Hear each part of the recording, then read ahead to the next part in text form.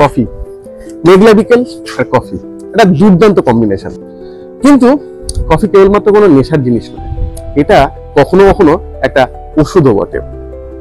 Post spinal headache কি, কিছু কিছু ক্ষেত্রে ডাক্তারবাবুরা প্রধানত নিম্নাঙ্গের অপারেশন করার সময়, যেরকম পাইলস, ফিশার, ফিস্চুলা অথবা হার্নিয়া বা কোনো গাইনোকোলজিক্যাল অপারেশন, তখন অ্যানাস্থেসিওলজিস্ট ডাক্তারবাবুরা পিঠে সূচ ফুটিয়ে অপারেশন করেন।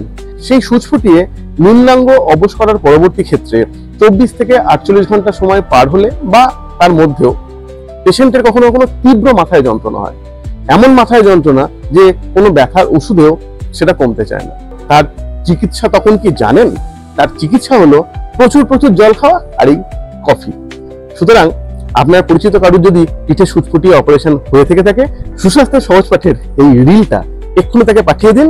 আর আপনি বা তিনি যদি মনে করেন এটা আপনার কাছে একটা খুব গুরুত্বপূর্ণ ইনফরমেশন, তাহলে অবশ্যই চ্যানেলটাকে সাবস্ক্রাইব করে রাখুন। তাহলে কে বলতে পারে হয়তো খুঁজে পেলেন না পরে।